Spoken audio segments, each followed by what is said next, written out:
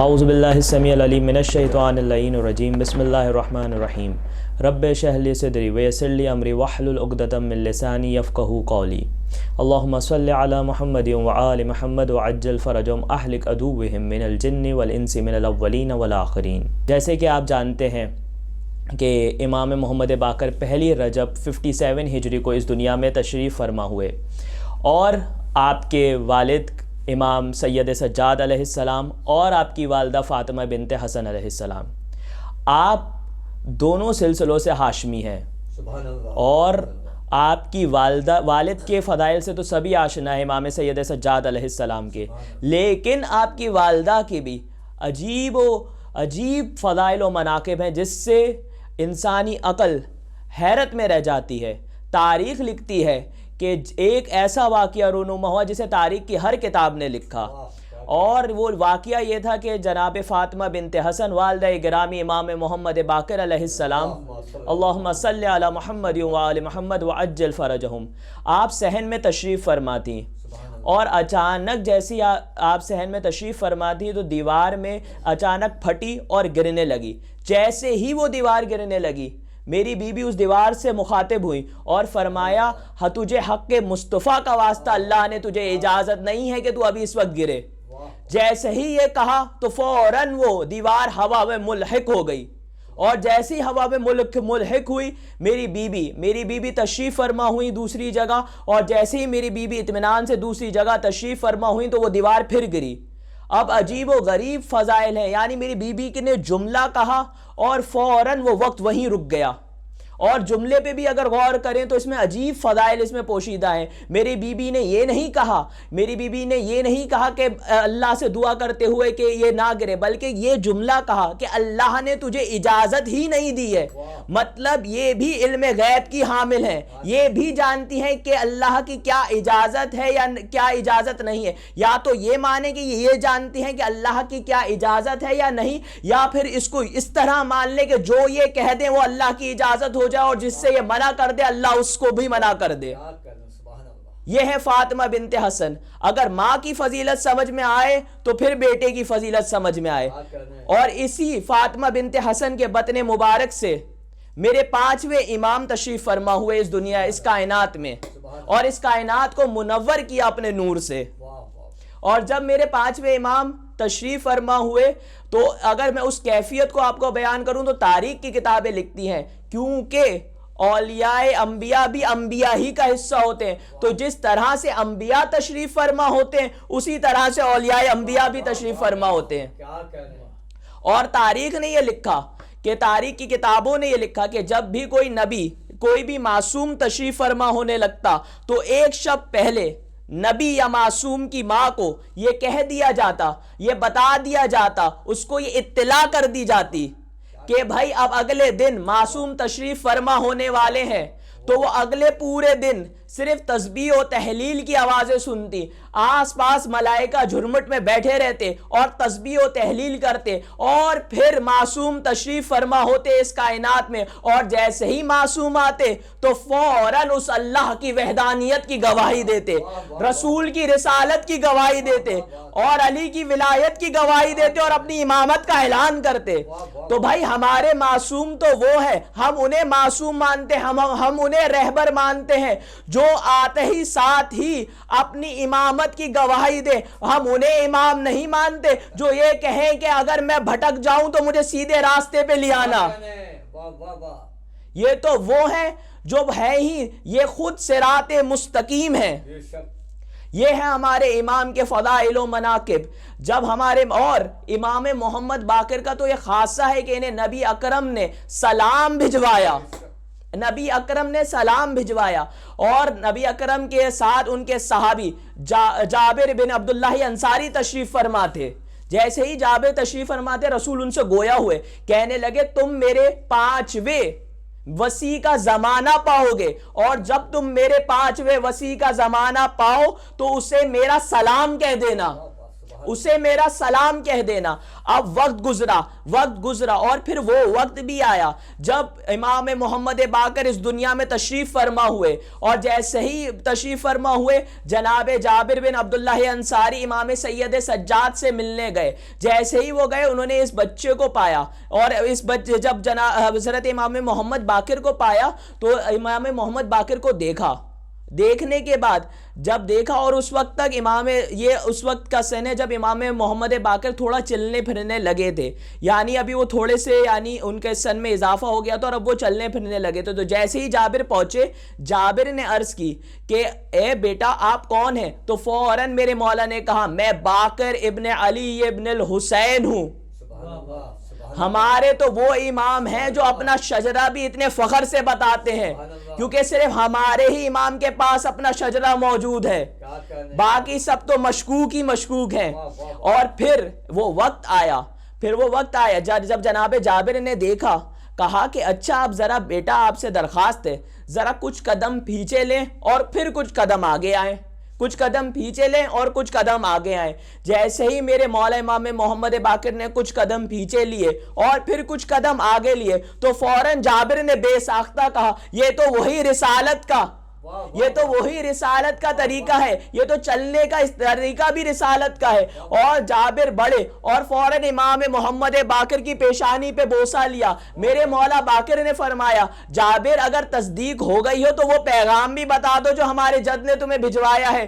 بھائی یہ وہ امام ہے جو جانتے ہیں کہ آنے والا کیا پیغام لے کے آ رہا ہے, آنے والے کے دل میں کیا ہے. اور جیسے ہی میرے مولا نے یہ جملہ کہا, جابر نے کہا آپ کے نانا جان نے, آپ کے جد نے آپ کو سلام کہا ہے.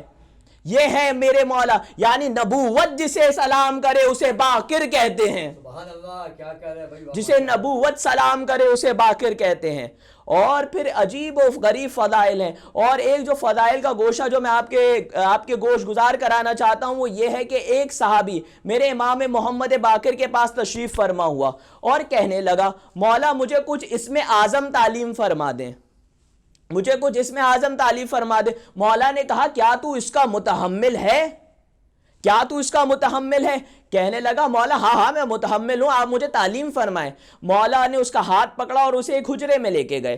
مولا جیسے اسے حجرے میں لے کے گئے, مولا نے اپنا ہاتھ زمین پہ مارا, اور جیسے ہی ہاتھ زمین پہ مارا زمین میں زلزلہ آیا, اور جیسے ہی زلزلہ آیا اور کمرہ تاریک, حجرہ تاریک ہو گیا, وہ گھبرا گیا اور ایسی ہیبت عجیب طاری ہوئی کہ اس کے وہ پورا پسینے میں شرغور ہو گیا, وہ پسینے میں کیا پورا لت پت ہو گیا. اور جیسے ہی وہ پسینے میں لت پت ہوا, مولا نے فرمایا کیا میں تجھے اس میں اعظم تعلیم فرماؤں؟ تو اب گھبرا گیا, کہنے لگا شاید میں اس کا متحمل نہیں ہوں. تو پھر میرے مولا نے کہا اللہ نے جو اسم اعظم ہے اس میں 73 حروف ہیں, اس میں 73 حروف ہیں, اس میں سے 72 ہمارے پاس ہے اور ایک اسم اعظم خدا کے پاس ہے.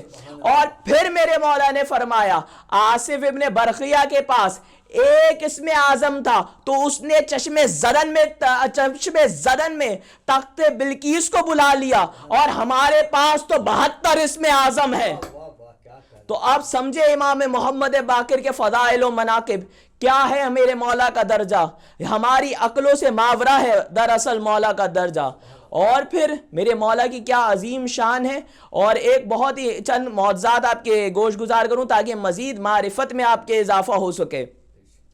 ایک وقت آیا کہ ایک صحابیوں کے جھرمٹ میں امام محمد باقر تشریف فرما تھے, اور اچانک کوئی شامی آیا اور آ کے بیٹھ گیا, اور اس کا یہ انداز تھا کہ اکثر آتا تھا اور بیٹھ جاتا تھا. اور اس نے ایک دن مولا سے کہا مولا میں آپ سے محبت نہیں کرتا بلکہ میں آپ کا دشمن ہوں, اور میرا عقیدہ یہ ہے کہ آپ کی دشمنی اللہ اور رسول کی اطاعت ہے. مطلب اس قدر وہ برین واش ہو کے شام سے آیا تھا. لیکن میں آپ کی بارگاہ میں آ کے اس لیے بیٹھتا ہوں کیونکہ آپ کا اخلاق بہت بلند ہے, آپ کی گفتگو میں فصاحت و بلاغت ہے, اس لیے میں آپ کے پاس آ کر بیٹھتا ہوں. اب جیسے ہی اس نے یہ کہا, مولا نے کہا ہمیں تیری محبت کی ضرورت بھی نہیں ہے, اب وہ مدینے میں قیام کیا ہوا تھا, اچانک اس پہ بیماری آ پڑی اور جیسے ہی بیماری آئی وہ سمجھ گیا کہ اب وہ اس دنیا سے رخصت ہونے والا ہے. تو اس نے اپنے میزبان جس گھر میں وہ تشریف فرما تھا, جس مکان میں وہ رہ رہا تھا, مہمان کے طور پہ اس نے اس میزبان سے کہا کہ تم جا کر, اگر میں اس رات میں رخصت ہو جاؤں کیونکہ مجھے ایسا لگ رہا ہے کہ اب یہ میری آخری رات ہے, تو میں اس محلے میں, مدینے میں باقر سے زیادہ شریف کسی کو نہیں پاتا, کسی کو ان سے نیک نہیں پاتا, تو تم جا کے ان سے درخواست کرنا کہ وہ میری نماز جنازہ پڑھا دیں, اور اگر وہ انکار کر دیں تو پھر بے شک تم کسی اور سے پڑھا لینا. اب فجر کا وقت آیا, اس کی جان نکل گئی, میزبان دوڑا, تو جیسے ہی وہ پہنچا مسجد میں تو امام محمد باقر فجر کی نماز ادا کر رہے تھے. اس نے نماز جیسے ہی میرے مولا باقر نے ادا کر لی تو فوراً وہ اس سے مخاطب ہوا اور کہنے لگا کہ وہ جو فلاں شامی تھا وہ میرے گھر میں مہمان تھا اور وہ اب انتقال کر گیا, اور اس نے یہ وصیت کی تھی کہ اگر میں مر جاؤں تو امام محمد باقر سے کہنا کہ وہ آ کے میرا جنازہ پڑھا دے. امام محمد باقر نے کہا ذرا تم ابھی صبر کرو. مولا تاکیبات میں مصروف ہو گئے اور حد کے طلوع آفتاب ہوئی. جیسے ہی طلوع آفتاب ہوئی مولا اس کے گھر تشریف فرما ہوئے, اور مولا نے اسے تنبیہ کری تھی اس کی میزبان کو کہ اسے ابھی غسل و کفن نہ دینا جب تلک میں آنا جاؤں. مولا آئے اس گھر میں داخل ہوئے, اور جہاں اس کا لاشا پڑا ہوا تھا اس شامی کا, مولا اس کے قریب آیا اور اس کو یوں اٹھایا, اور جیسے ہی مولا نے یوں اٹھایا تو وہ زندہ ہو گیا, اور مولا نے اس سے کچھ گفتگو فرمائی اور پھر مولا چلے گئے. پھر وہ شامی بدستور جو اس کی عادت تھی وہ پھر دوبارہ شام میں آ گیا, یعنی شام کے وقت آیا اور آ کے رونے لگا اور مولا سے معافی مانگنے لگا. کہنے لگا مولا میں آپ سے معافی چاہتا ہوں, میں نے بہت بڑا گناہ کیا. مولا جب میرے اوپر وہ موت کا لمحہ طاری تھا, میں سن رہا تھا, میں دیکھ رہا تھا کہ ملک الموت میری روح کو قبض کر رہا ہے, لیکن اچانک کچھ فرشتے آئے, انہوں نے کہا کہ محمد باقر محمد ابن علی نے تجھے زندہ طلب کیا ہے, اس کی روح اسے واپس پلٹا دو. تو میں نے دیکھا کہ میری روح واپس آ گئی ہے. یہ ہے مولا. اور اب یہ مولا کی کریم ہے, چونکہ شاید اس سے ایک گوشہ یہ بھی نکلے, اس سے ایک نقطہ یہ بھی نکل سکتا ہے, کیونکہ وہ مولا کے پاس آتا جاتا رہتا تھا, تو میرے مولا اتنے کریم ہیں کہ وہ اپنے پاس آنے جانے والے کو کس طرح سے دوزخ کی آگ کے حوالے کر دیں, کہ کس طرح سے اگر وہ مر جاتا اس پہ کہ اگر وہ آل محمد کی دشمنی میں, امام محمد باقر کی عداوت میں مر جاتا تو سیدھا جہنم جاتا, لیکن مولا نے اسے زندہ کیا. زندہ کرنے کے بعد جب اسے ہدایت ملی تو اب جب وہ مرے گا تو سیدھا جنت جائے گا, کیونکہ اس کے دل میں آل محمد کی مودت موجود ہے. اب تو کس طرح جہنم سے امام محمد باقر جنت تک لے کر آئے. یہ ہے مولا امام محمد باقر. اور پھر ایک اور چیز آپ سنتے چلیں, اگر یہ آپ نے سماعت فرما لی. ایک چاہنے والا میرے مولا کے پاس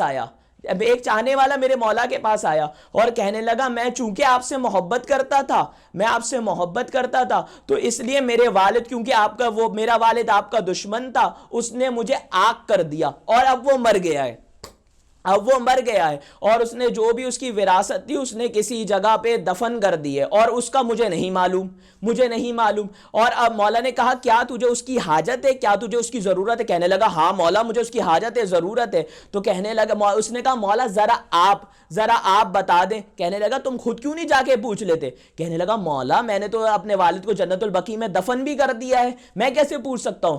کہنے لگے مولا نے خط لکھا اور اپنی مہر اس پہ لگائی, کہا جاؤ یمن میں جانا اور وادی برہوت میں جانا, اور وہاں پہ جا کے ایک نام پکارنا. جب تم وہ نام پکارو گے تو ایک شخص تمہارے سامنے آئے گا, تم اس کو یہ خط دے دینا, وہ تمہارے والد سے تمہاری ملاقات کرا دے گا. اب اس نے فوراً ہاتھ جوڑے, کہا مولا میں مدینے میں ہوں, میرے پاس زیادہ راہ موجود نہیں ہے, ہاتھ تنگ ہے, میں کس طرح یمن کا سفر کروں گا؟ تو مولا نے کہا اچھا تو مدینے کے باہر جاؤ اور صرف میرا نام لینا اور زمین سے کہنا مجھے یمن پہنچا دے. وہ گیا, اس نے فوراً نام لیا امام محمد باقر کا. جیسے ہی نام لیا اور زمین کو حکم کیا کہ مجھے یمن پہنچا دے, تو اب اس کی آگ جھپکی نہیں تھی کہ وہ یمن میں موجود تھا, اور اس نے فوراً اسی جگہ پہ جا کے، مولا نے کہا تھا یمن میں جا کے قبرستان کے بیچ میں جا کے کھڑے ہو جانا اور ایک نام پکارنا. وہ گیا قبرستان کے بیچ میں کھڑا ہوا اور نام پکارا. جیسے اس نے نام پکارا ایک شخصیت اس کے سامنے ظاہر ہوئی. اس نے امام کا خط اسے دیا اور جیسے ہی امام کا خط اس نے اسے دیا، اس نے کہا میں ابھی تیرے والد کو لاتا ہوں. اب کچھ دیکھا تو ایک خوفناک، ایک بد شکل انسان جس کی شکل و صورت پوری کالی تھی وہ آیا. اب وہ دیکھ کے ڈر گیا، کہنے لگا یہ تو میرے والد نہیں ہے، یہ تو میرے والد نہیں ہے. تو اس شخص نے کہا مجھے شرمندہ نہ کر، میں تیرا ہی والد ہوں. پھر اس نے کہا کہ میں تجھے تیرے دادا کا نام بھی بتاتا ہوں، نانا کا نام بھی بتا دوں، تیری ماں کا نام بھی بتاتا ہوں، پھر تو تجھے یقین آ جائے گا میں تیرا والد ہوں. اب اس نے کہا، اب جب اس نے نام بتائے تو اس نے کہا ہاں یہ تو میرے دادا کا نام بھی ہے، نانا کا نام بھی ہے، میری اماں کا نام بھی یہی ہے. تو جب اس نے یہ سب بیان کیا ہو تو اس نے فوراً کہا یہ آپ کی شکل کو کیا ہو گیا ہے؟ اس قدر بد شکل، آپ تو بڑی آپ کا رنگ تو بڑا صاف تھا، گندمی رنگ تھا، یہ اس طرح کالی شکل اور اتنی خوفناک حالت کیوں ہوئی ہے؟ کہنے لگا بس بیٹا تو ہی حق پر تھا. آل محمد کی محبت ہی اب اس دنیا میں کام آتی ہے، اور جو دشمن ہوتے ہیں ان کا یہی حال ہوتا ہے. تو جملہ کہنے دیجئے نا کہ بھائی جن کی زندگی میں دل کالا ہوتا ہے عداوت آل محمد میں، مرنے کے بعد اللہ ان کی شکل کالی کر دیتا ہے. اب جب یہ ہوا ماجرا اور اس نے کہا کہ والد مجھے یہ کیا کہتے ہیں، یہ تو آپ کیا کہتے ہیں یہ جو وراثت آپ نے جو کہیں دفنا دی تھی آپ مجھے وہ بتائیں وہ کہاں ہے. تو اب اس نے یہ ماجرا بیان کیا. جب ماجرا بیان کر لیا، انہوں نے بتا دیا کہ میں نے فلاں فلاں مقام پہ دفن کی تھی. تو اس نے پوچھا بھائی میں نے تو آپ کو جنت البقیع مدینے میں دفنایا تھا، آپ یمن کیسے پہنچ گئے، آپ یمن کیسے پہنچے؟ کہنے لگے جب بھی کوئی عداوت، جو بھی کوئی دشمن آل محمد مرتا ہے تو فرشتے اسے جنت البقیع سے اٹھا کے یمن میں ڈال دیتے ہیں، وادی بیروت میں، اور ڈال دیتے ہیں. تو اب یہاں سے یہ نقطہ ظاہر ہو گیا، اب کوئی بھی پڑا رہے جنت البقیع میں، نبی کے آس پاس ہی کیوں نہ پڑا رہے، لیکن اگر اس کے دل میں آل محمد کی دشمنی ہے تو اسے وہ جگہ فائدہ نہیں دے گی، بلکہ فرشتے اسے گھسیٹ کے اس یمن کی وادی میں ڈال دیں گے.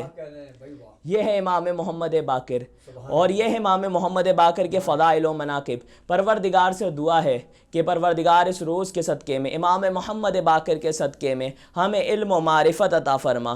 جو بھی بیمار ہیں انہیں شفاء کاملہ عطا فرما. جس کے دل میں جو بھی جائز حاجات ہے مولا امام محمد باقر کے صدقے میں خدا اسے پوری فرما. پروردگار سے یہی دعا، امام محمد باقر کے صدقے میں امام زمانہ کے ظہور میں جلد تعجیل فرما اور ان کے انصار میں شامل فرما. اللہم صلی علی محمد وآل محمد وعجل فرجهم اہلک عدوهم من الجن والانس من الاولین والآخرین.